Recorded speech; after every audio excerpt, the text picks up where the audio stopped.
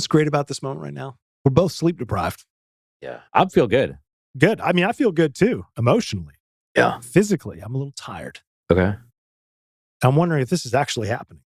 There is a part of me that's wondering, am I still dreaming? Yeah. Yeah. Are you here? I think so. Yeah. Are you here? Yeah. There's like the multiple realities going on at the same time. Like right now, like every second, there's like new shit just splitting off. Absolutely. That's fucking crazy. Isn't it? Yeah. Yeah. So you wonder when you get on the road and someone gets mad, something they did. Right. Are we in two different worlds right now? Probably. Like if I'm going and we're driving, we're both in cars right now. Yeah. We could just like play that out. That'd Let's be do cool, it. What kind of car are you in? Doesn't matter. You're probably in a Lamborghini. Pretentious bastard with your stupid headphones. You're in a Prius. Fuck no. Yeah. Those cars always look stupid. I'm in a Wrangler, right? No, anyway, so I'm driving. I'm going straight and you're going to go left across my face. Gotcha. And I'm going straight. Yep. How fast are you going? I mean, we're in a parking lot, but I got the right of way. Right? Okay. Clearly. I'm thinking we're on the road. All right. And I'd like have to hit my brakes, not slam on them, not to make like a scene, no screeching. This but is like, driver's ed. We're doing driver's ed. No, we're like real people. Okay. We're running errands. Got it. In a parking lot. Regular day, no snow. And you just fucking lose your shit on me. Yeah. You start throwing your hands in the air because you're turning left. It crossed my face. Yeah. And I'm going straight. Yeah. And you just like, oh my God. Yeah. Fuck's wrong with you? And you don't stop and you just stay there and you keep doing it. And I just sit there and take it for a second because I'm like, you're in shock. Wait, did I do something wrong that you were so angry? Yeah. And then you're like, come to the realization, like, holy fuck, we are not in the same world. Here's There's what no fucking way that this is real and that can't be happening. It is happening. And it's a perfect picture of you second guessing yourself, which I've tried to work with you on. But the reason that I throw up my hands and go nuts is because I just got back from living in Queens for a month, living the Mobb Deep lifestyle. And I was like, you know, to me, I didn't really overreact. I was just getting New York on you. That's all. Yeah. And I was like, yeah. Oh, so this is a mental health thing. Yes. Yeah. So you are not in a good place and you were looking. No, I was in a great place. I was just contextually out of place. Yeah. Because Charlotte is not Queens of New York. So what happens is if you bump shoulders with somebody, it's not like, oh man, I'm so sorry. I didn't mean to do that. It's like, motherfucker, you want to do something about that shit? No, it's more like, hey, yeah. Hey. Yeah. Hey, what's going on? Hey. Yeah. That's what it is. That's my New York City impression. I feel like we're two different fucking universes. That happened. That's a true story, by the way. It wasn't you and me. It was me and this woman. She crossed. Hold on, you got punked out by a woman? No, I didn't actually punk out. I gave you that. I mean, not that you can't be punked out by a woman. Let me say, I'm not sexist. My daughter was in that car and even she doesn't drive. Mm-hmm. And she was like, that was crazy. Like, what was she doing? Like, yeah. But that was like, and I was like, I think we're in two different realities. Like, if we were to pull over and like have a real civil conversation, be like, hey, let's just talk about what just happened there. Let's reconvene and like, right? Like decompress. What is that when you, after military, you come back, you sit down, you talk about after action report? Something like that, whatever. A little AAR? Yeah. And you're like, so what did debrief? That's the word. I just wanted that. That's all I wanted. You had to go AAR on me. There was nothing like, oh, you know, like, so you turned left in front of me. Like, I think it was my right away. Like, oh yeah, I'm so sorry. I didn't mean to do that. Like, that was never happening. No. You know why? Why? Because there's no physical accountability. You're in cars. Yeah. You're separated. I did have something like that happen to me where we actually pulled into the same parking lot. I'm coming in and pulling in. This is like at a pet store. And this girl, she was pulling in. It's a happy place. Yeah, it was. And she laid on the horn or something. I don't know if it's because I did something and she got mad. But then she also, you know, pulled like 2 cars over and parked as well. And I got out and I was like, you know, whatever. I mean, and she was probably like a freshman or in college or something. Yeah. She was like, I'm so sorry. I'm so embarrassed. I'm just having a terrible day. And I just gave her a hug. I said, don't worry about it. It's like, it's all good. Yeah. You know, so it's like when people actually get confronted with that physical accountability, it's not like I was threatening or anything. She immediately got out and it's like, here's this person I just honked at. It's like, oh shit, they're a real person, not a car. Yeah. I get mistaken for a car all the time, by the way. As a person. It happens. Yeah. People honk at me all the time, throwing up hands. I'm like, because you're riding your fucking bike. I want to go back to the situation where you hugged this girl. It wasn't inappropriate. I know it wasn't, but that's the world we live in now. I know. She was cool. She came up to me and was like, I'm so sorry. I get it. Just had a bad day. You know, some people I think would have been a dick like, no way. I was just like, dude, don't worry about it. It's like we all have bad days. I know. I'm just saying, this is the society we live in now. You can't let your kid go to the park by themselves. The fucking police show up. You're like, why'd you let your kid go to the park? Because he's got to slang that dope. You know what I'm saying? Yeah. That's what I'm trying to teach my kid. In Queens. Listen, Fucker, yeah. You know, I'm trying to bring a little bit of it back to me. It's so stereotypical, right? But you know what you did is like, yours a reason. It wasn't like, because you're an asshole. You were just like, I was in Queens. That's how I felt. Yeah. I was in that moment. I got to live out my poser fantasy. It's perfect. Just for a month. But that was you dealing with your shit, not someone else's stuff. Right. Impressive. I love that we've taken this scenario into reality. I think it's good. I think it's very good. I think it leads to the computers need to drive the fucking cars at this point. I know people are afraid of that shit. You disagree. Let's fucking have it out. Oh my God. Not one of these. Yeah. You like that? That's that condescending tone. Oh, not one of these. Oh. Oh God. Yeah. You're not one of those. Yeah. Your AI is going to drive for you. Bullshit. Yeah. And you can tell it like what type of tenacity you want to have on the road, like fucking Queens Boulevard, like that type of shit. Yeah. You know, anybody listening to this from Queens, just know we're only shouting out Queens because we have respect. Yeah. Yeah. I was never going to a negative thing. I'm just saying. Yeah. I'm looking out for myself, covering bases. People misconstrue what I'm saying all the time. Yeah. They honk at you a lot. Yeah. The person, not the car. Yeah, not too bad. Yeah. You know, they throw hands, I throw hands. Hey. Yeah. It is an interesting thing because there's something metal surrounding you. Yep, it's true. You think like, well, I can just shout and scream at that. Yeah. It happens. It happens out on the road sometimes. I mean, you know, car conscious. Like we were out in the countryside and yeah, sometimes you'll have the guys in trucks. And it doesn't happen very often for us. I mean, guys in trucks. Yeah. Nothing wrong with trucks. But it's like, hey man, if you think you're trying to scare us by cutting in front of our guy real fast and hard with that big old truck, if you take one of them out, man, that's going to be a bad, bad day. Is what it is. Because nothing is more ferocious than a bunch of dudes in Lycra. Yeah. Chasing you down on bicycles. Those skinny little bicycles. Watch out for my crew. Yeah. Yeah. Ugh. I'm not bored. I'm just sleep deprived. I'll tell you what, Red Thunder bringing the ruckus over the snowstorm, ice storms that we had for a couple of weeks. Yeah. It's funny down here, right? We're like, oh, we have 2 weeks of that shit. And we're like, God, this is awful. And you think, oh, this is every winter day up north. For us, like, it already feels like the winter's gone away. We're getting into the 70s this week. That's great. But you know what? You know what place was all of a sudden packed out? Aldi's. Aldi's is getting packed up. You know what I think? I think we're having an impact. Yeah. You know what I feel? Kind of bad for giving them shout outs because now I feel like our spot's getting blown up. And I'm afraid they're going to start jacking up their prices and they're going to join the dark side like Harris Teeter and Publix. Scalping us, dumb shit. Whole Foods can go the other way. Whole be Foods cheaper. did kind of go the other way. Yeah. I mean, well, when Amazon bought them, yeah. I mean, the old joke was whole paycheck. Yeah. But then after Amazon bought them, it's like, well, actually, it's cheaper here than Harris Teeter. Yeah. What do you got to say, Harris? Yeah. What about you, Teeter? Yeah. What you got to say to that? Yeah. Because I got some questions for you. Could it be the economy's fucked? I mean, the economy is a make-believe social contract we all agree to. It's based on nothing real and tangible. The whole stock market is, we all believe that this is what it's worth. This is what we're going to say it's worth. And so, you know, I mean, that's a whole nother conversation. And I'm not an economist. Yeah. So the conversation will be great, filled with a lot of speculation. But no. What do you make of job losses? So a lot of announcements talking about job losses. But, you know, job losses happen all the time. You know, there's always layoffs. Lowe's laid off a bunch of people. Some of these other places, Amazon, you know, they're laying off executives and the AI comes in here and he's like, if everyone's like worried about like these, like the not lower end jobs, like entry level jobs versus, well, no, it's like actually knowledge worker jobs. It's like, well, we don't need you anymore to do that. You know, so I think from a high level view, and you saw this in 2024, 2025, companies, I think a lot of companies are using the excuse of AI to lay off more people. But they will, just like we talked about before when I said, hey, you know, in 6 to 9 months, and this was around this time last year, those companies that are laying off thousands of people and saying they're replacing them with AI, they're going to be hiring those people back. Because the promise of AI and what it's able to do compared to the actual application and where it's at currently. And I can say this as somebody who works day in and day out with AI on multiple levels now. It is incredible for very specific tasks. If you're dealing with numbers or coding, things that are hard set, right? No ambiguity, no gray space. AI is doing really, really well.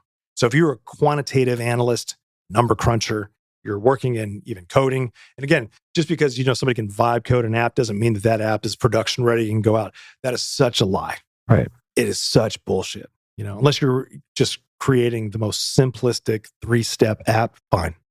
But if you're trying to create an app that actually solves more complex problems, good fucking luck. So you're going to spend a lot of time doing that.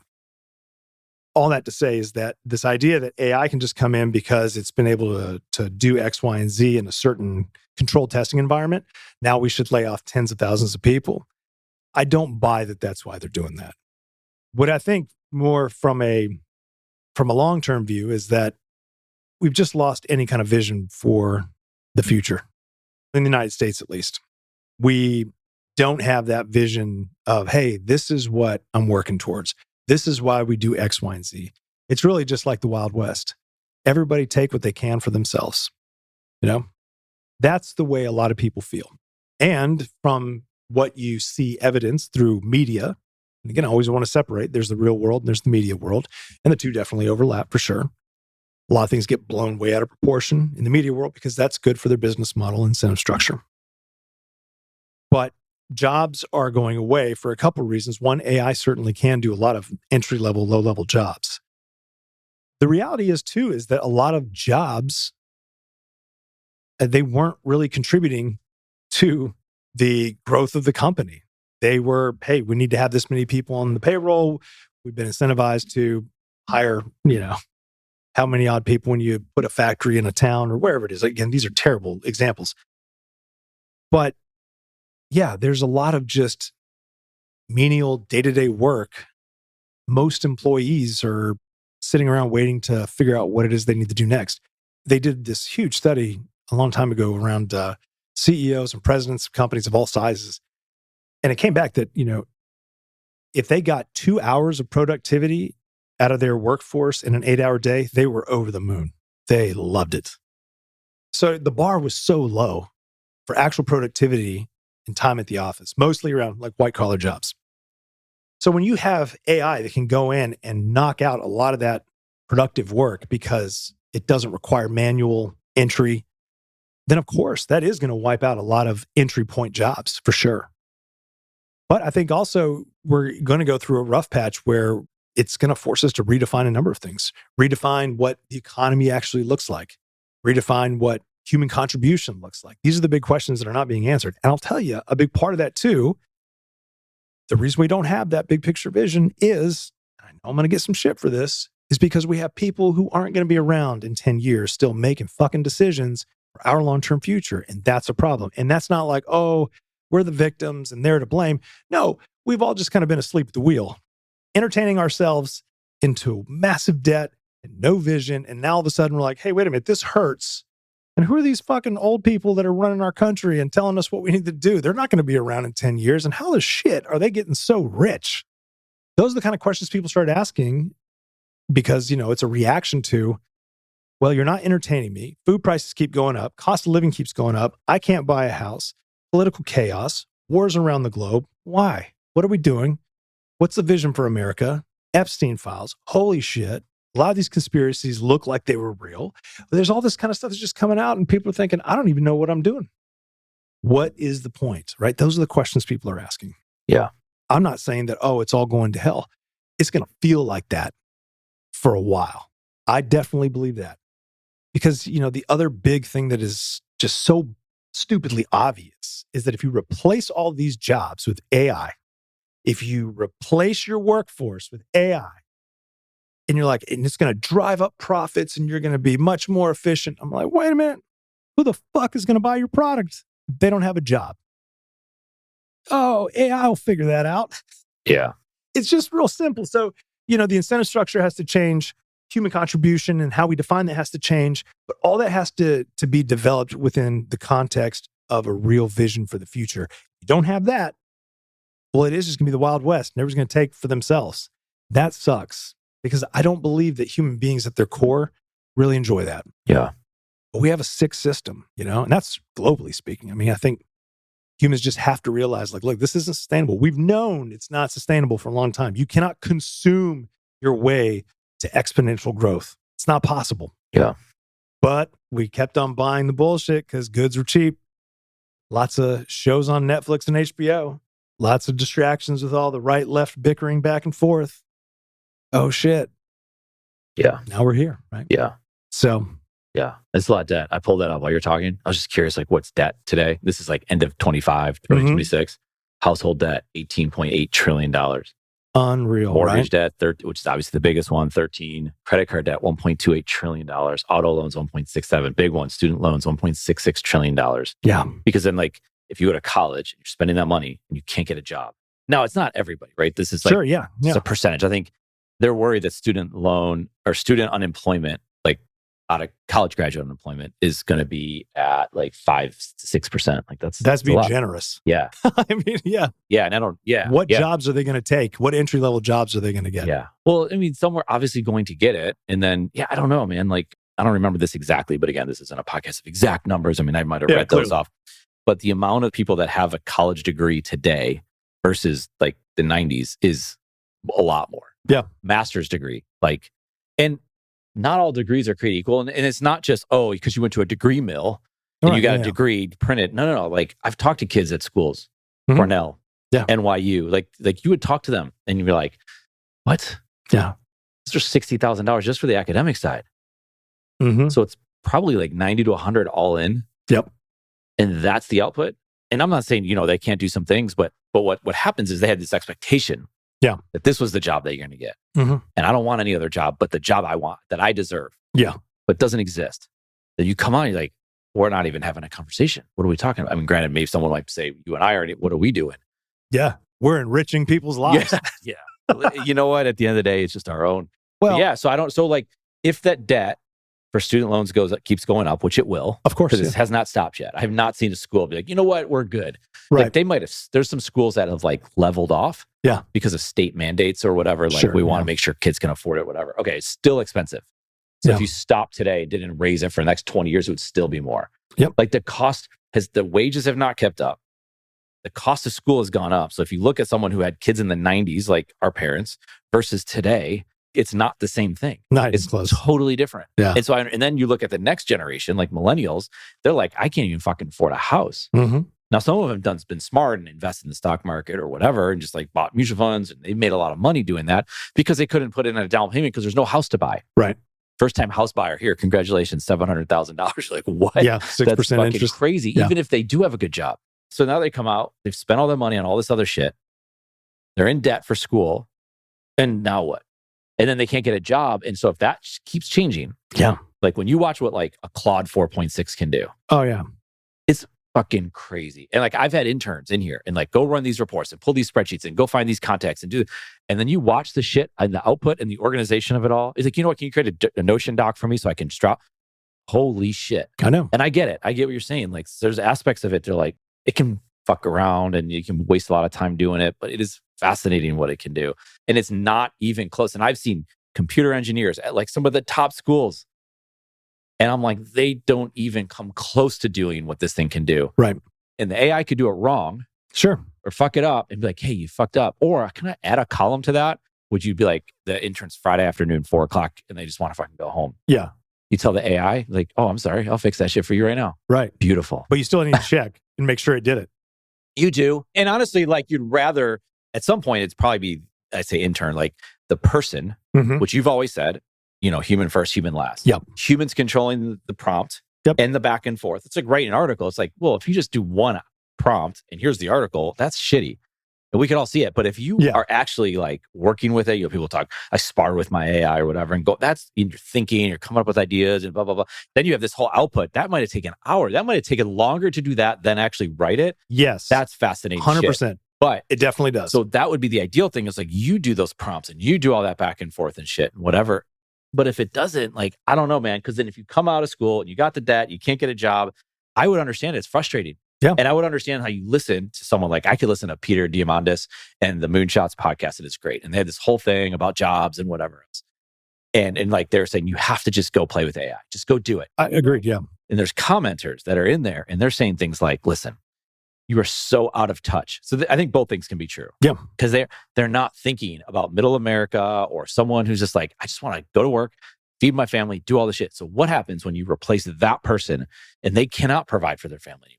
And I think part of it is like, okay, Jared's going to go create this AI. He's going to do this thing and maybe he's going to create this company. And he actually is going to need 100 people and he wants 100 people there. So you would go hire that individual that just got laid off. You're like, oh, come here and do some shit. Right. And I don't even need you in the AI. I need something else because I think personal skills, human skills, like who's going to go sit down for lunch with this person? And just like you talk to people like they meet with attorneys and they don't ever meet the attorney in person. Yeah. I just want to do a will. And they're like, I'll do a Zoom call with you. Like, I want to actually talk to you. Yeah. I want to see you. I want to trust you. I want to believe in you and all this kind of shit. And it's anyway, so yeah, it's fascinating stuff. I mean, again, I'm not anti-AI at all. I understand all sides of it. Yeah. And I'm fascinated by it because when you, like I said, when you go to 4.6 Claude or Gemini Pro or whatever, and then you start mixing and matching and they start working together, I tell you what, it's fucking crazy. I know. It is like, I cannot imagine the shit that we're able to do now as a result of these things. Yeah. Knowing like the time that we're going to put into it, like things that I would have fucking no idea. Like my dog got sick. Normally my first thing would be like, I got to go to the vet. Yeah. I got to go drop $500 at the fucking vet, wear my shit out. I had pictures of stools, of throw up, of food, of the dog, of his eyes, of his gums. It fucking did the whole thing. I didn't have to go to the fucking doctor, the vet. It was fucking crazy. And you know what? It was right. But you know what the difference is? You had to have the wherewithal to know to even try that out. Correct. And you're right. And I'm not going to on this podcast. I haven't even talked to you about everything I've been building and working on. So I can attest. I spend most of my time with AI, quite literally. I've been doing a lot of that over 3 years now. Right. And now it's like in full build mode. And you're right.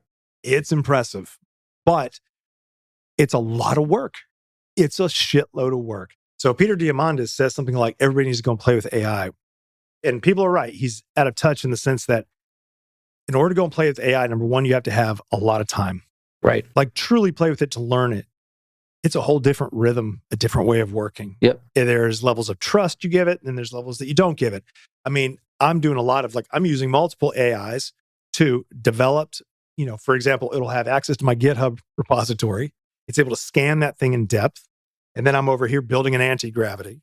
And I'm saying, hey, listen, and I've also the AI that's scanning my GitHub repository has very specific instructions about who it is, what it does, has protocols for how it interacts with me, right? One prompt at a time. I respond with what anti-gravity gives you. Boom, we go back and forth, check-ins, check assumptions. There are so many layers of checks that yes, it would be just easier if a human being does it. But what you're also doing in that too, is you're learning how to interact with these machines that will eventually be at a level where it can understand intent. So that's what takes the most time is that the AI is guessing. The AI is it's a matrix of numbers. Yeah. So when people are like, oh no, I think it's sentient. I'm like, it's not, it's not. What happens to the one guy who gets a phone call from his AI? That's fucking wild. And I don't know what's true and what's not true. Oh yeah. No. Or the Claude bot and all that shit. Absolutely. And, people, if they run it on their own computer with their access shit, but someone's going to do that. Someone's going to lose everything.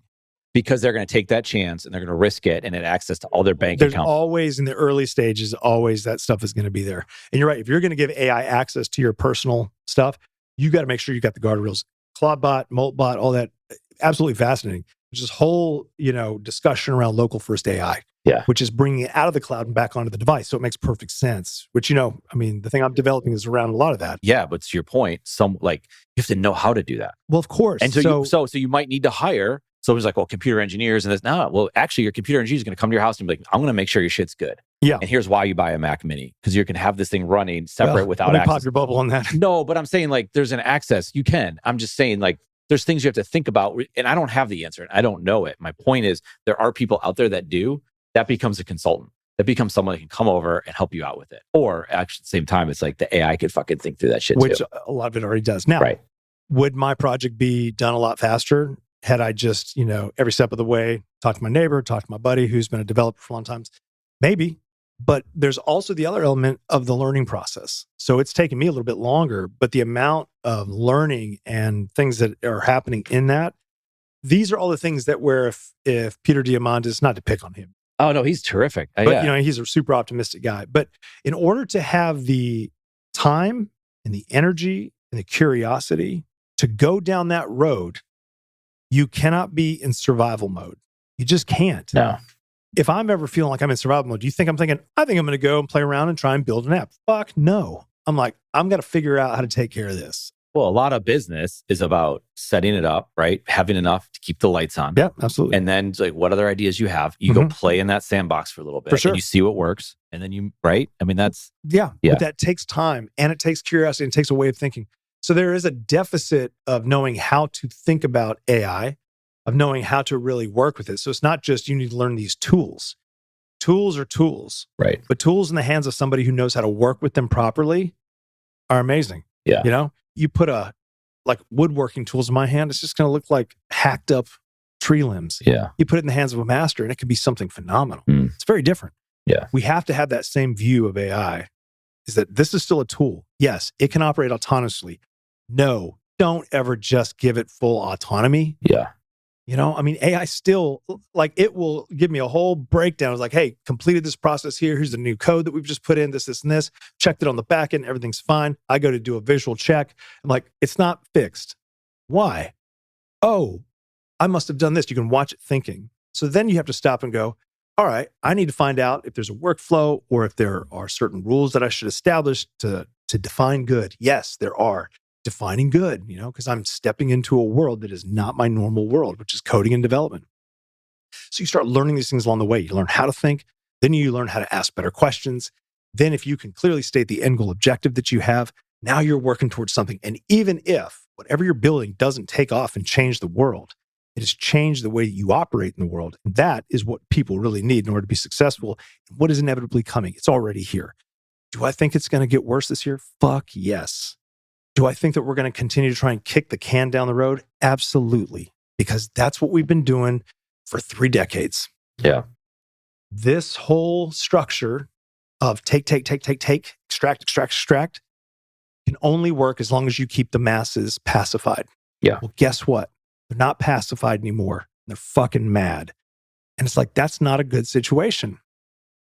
You know? Yeah. All I'd say, don't trust in politicians, trust in your neighbor. Ask questions of your neighbor, though. Make sure.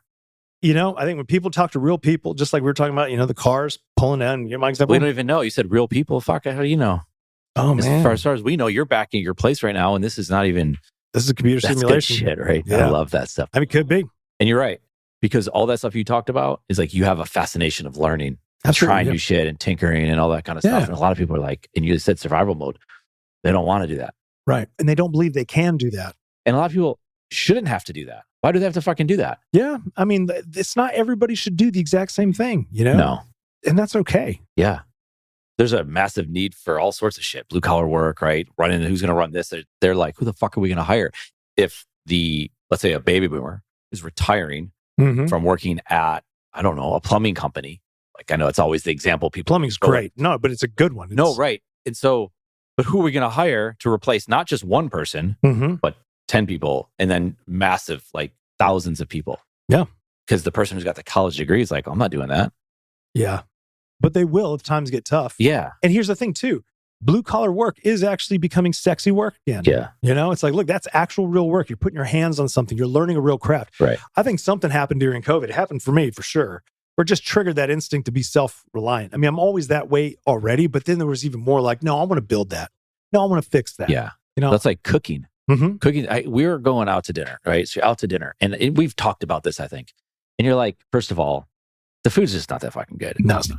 The service is horrible. Now, don't get me wrong. I'm not saying, someone's going to come in here, I was at this restaurant. You just go to the wrong restaurant. I get it. Shit. I get it. There's good restaurants. I went to Zaxby's and... Yeah. Fuck. If you like your chicken, man, however you like it, right? I don't know.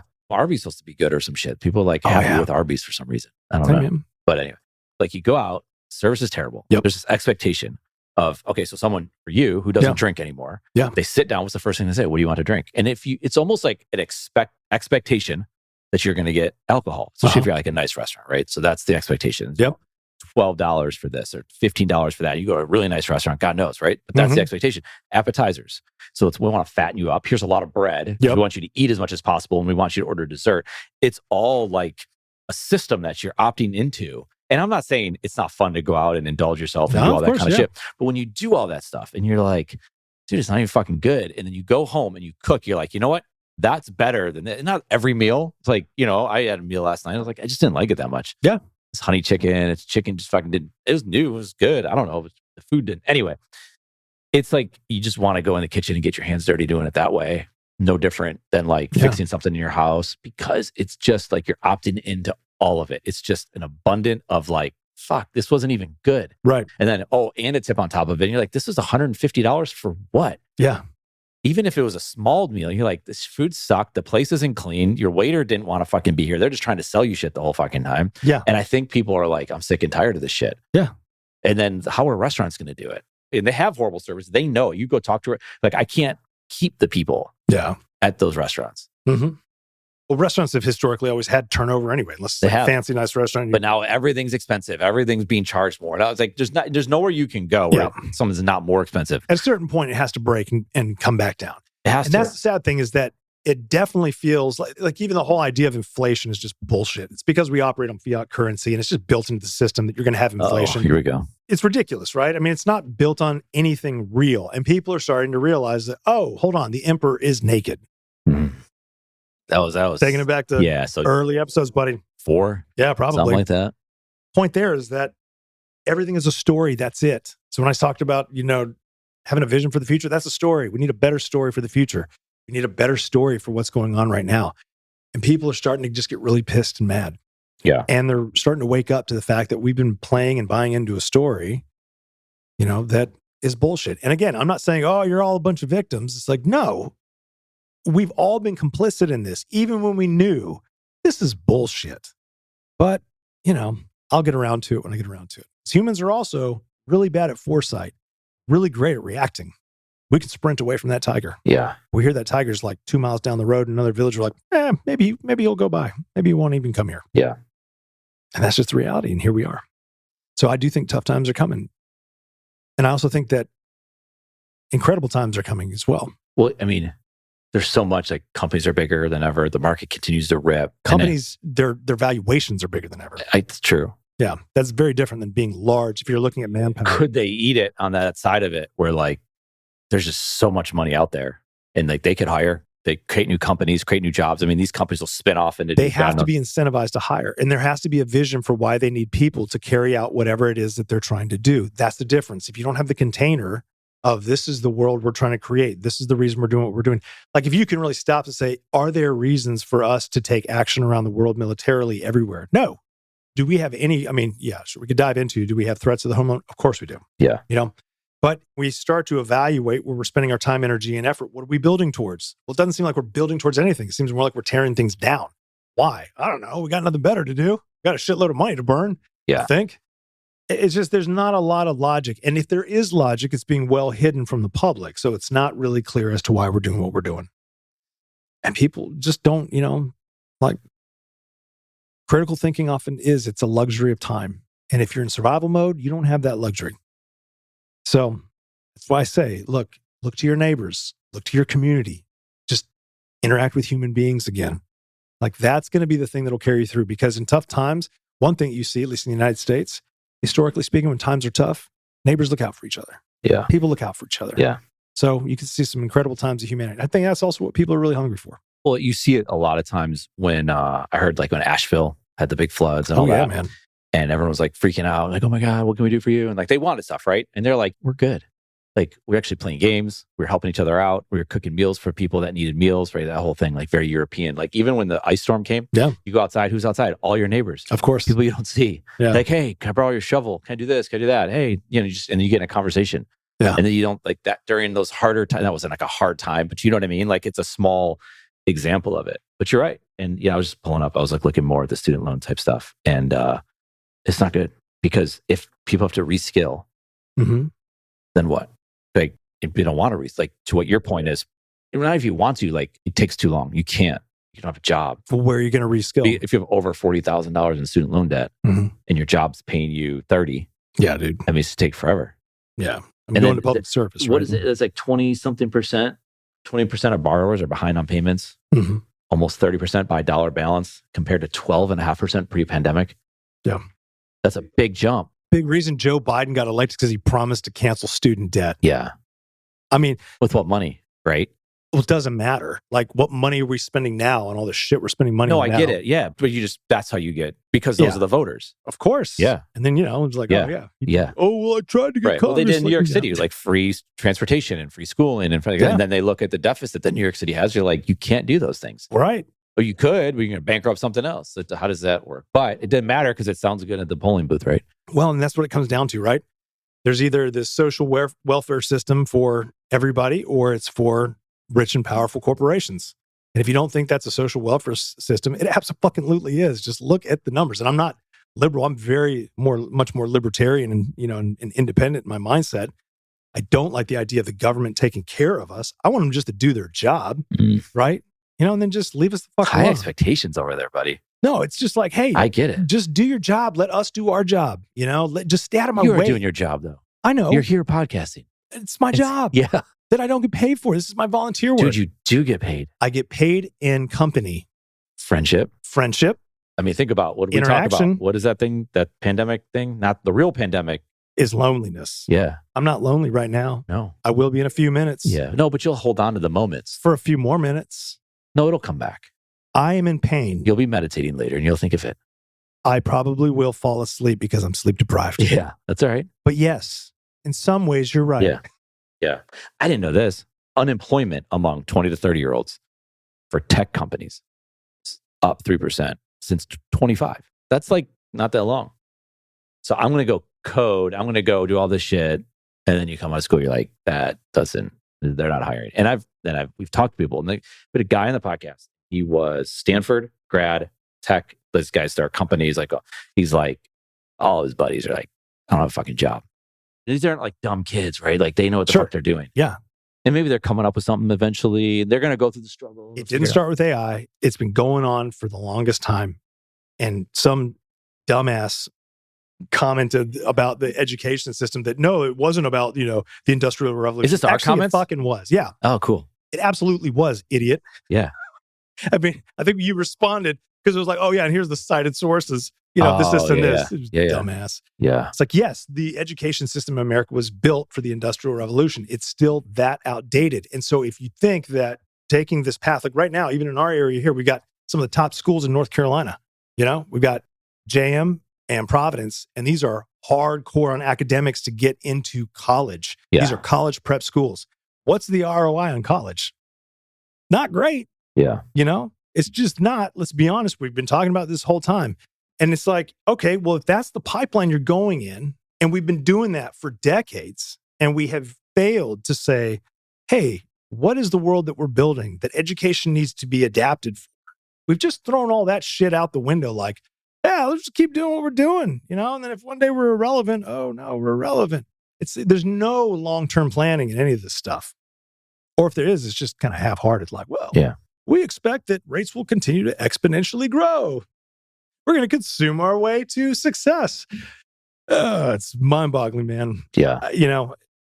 It all comes back to that. We have to have a better story for the future. Then everything has context. Then you know why you're doing what you're doing. Then colleges know why they're educating the next generation. Then employers know why they're telling colleges, these are the skills that we need, and why we should collaborate to figure this out. You think colleges fucking even care at that point? They do. I do. The people do. Yeah. Well, because I work with a lot of them. They all want to make money, though. Yes, there's definitely, look, at the administrative level, it's very much financially driven. But when you get down to the directors and the faculty and the folks that are there, raise money. They recognize, like, look, we're losing relevance. Something has to change. Right. But you're also dealing with an entrenched system that's been around for a long time. That's like they can't even house these kids. I know. Yeah. They can't house them. You go to these universities, they do not have enough housing. Which is nuts. It's like, kids, hey, wake up. What do you think's going to happen when you get out of here? Look, hey, if you've got scholarships and a full ride, dude, take it. Why not? It's a great experience. Oh, yeah. If you got to take out a bunch of loans, and why not? Well, there's different places to go. But when you see that these colleges cannot house their kids. Just because the demand is so high? Demand is too many students. They don't get the numbers right now. So their numbers haven't caught up to be like, okay, wait a second. So everyone actually really does want to live in the Southeast. So all those applicants that come in, your yield rate was this in the past. It's all different. Oh, well. And everyone's like, well, I went to that school. Like, okay, when you went to the school in the 90s, so let's talk about Gen X for a second. that doesn't exist today. No. Like you need to like remove that. Like your thought of what it should be and what it looks like is totally different. I've got no thought. And I'm not telling you. Oh, I know you are. But there's people that think like, well, this is how it was. I'm like, that's great. That's just not how it is today. Yeah. It doesn't work like that. So now they let in at a school, let's say they normally, 7,500 kids will show up day one. No, how about 9,000 kids will show up day one? That's 1,500 kids you were not planning on. And maybe you can account for some of them. You can't, we got to go buy up hotel rooms and we got to, but this building's got to be condemned now. So we can't use this building. So we just lost 300 beds. And then you're like, but we really care about mental health. Really? You care about mental health? You can't, this is like, world-class customer service and all this shit. Like I had my old company and they had this woman and she was holding the globe and customer service and and it was everywhere. I'm like, this is the biggest bunch of bullshit I've ever seen. You could care less about customer service. Yeah. Yeah. If you have to tell me what you're good at. Now, there was always like a professor or a person at the company, your sales rep, they do care. Of course. They love you. Yes. When you get down to the individual people, there's, Yeah. So like, I'm not saying like everyone in a company is a bad, you might call someone American Airlines and the pilot's this great person or the flight attendant person you get on the phone, you're like, wow, that person really cared. That person was awesome. Or you get the other person who's like, fucking just hates that you even showed up today. Why are you even trying to get on my plane? Yeah. Right. I don't know what to tell you. And they're in a bad mood because they got honked at in a grocery parking lot by some jackass who had a month-long adventure in Queens, New York. Oh, it was you. I think I honked. I didn't honk. I got honked at. Did you start the honking? No honking. You just reciprocated. No, I didn't honk. No honkbacks? I just watched. I was like, where am I right now? Wow. I was like more observing. I like observing. Yeah. Yeah, just take it in. Yeah. I was just like, wow, she's losing it. It's okay. She's going to be okay. She can go to her store. I'm going to be on my way. Daughter's going to put some music on. Green Day, probably. Most likely. Yeah, most likely. Yeah, she got me into a lot of different music. Not just got me into Green Day, but she listened. But anyway, yeah. So it's I don't know, man. It's interesting. Hey, look, leave things on a high note. Please do more of this. Please talk to people. Oh, I thought you meant podcasting, but yeah. Well, sure. Record your conversations. Definitely think get outside your own bubble. Yep. No silos. Nope. Go out. Leave your Reddit thread. Right. Yeah. Yeah. Yeah. You know, if you're a Cleveland Browns fan, like you could just like go talk to a Rams fan or some shit one day. Save that for another day. Save it. Yeah. Have you seen, by the way, Deshaun Watson's like a travel vlogger now? No. He's got so much money. Him and his wife are like out and about and they're like in fur coats and like cities and like people, there's like... I'm like, who is your audience, like meme man? Videos about it. It's so funny. Though, if he comes back, because he's 100% healthy, so he's going to get a shot at, at least in practice and everything else. But the new coach, Todd Monken, is there. And it's like, I mean, if he balls out, great. But that's what Cleveland's always done, right? Like, this is the year. Yeah, what if he does well? It's a sarcastic joke from Cleveland fans. Yeah. It's our year. Yeah. It's like we all know. They're building a new like $2.5 billion stadium. Perfect example of everything we've been talking about. Yeah. Isn't that crazy? Let's invest shitloads of money for a team that doesn't win. Yeah. But, brings a lot of money. Yeah. That's all that shit is. That's all it is, Once you see it, once you go behind that little curtain, I know, the Wizard of Oz is back there. He's a good guy. I think the moral of the story of all of this is the unmitigated worship of the dollar is the most soul-crushing thing in the world. Yeah. And with that, I love you. I do too. I do too. I know. Yeah. You did. I did. It was natural. That was good. It was natural. All right, buddy. Hey, man.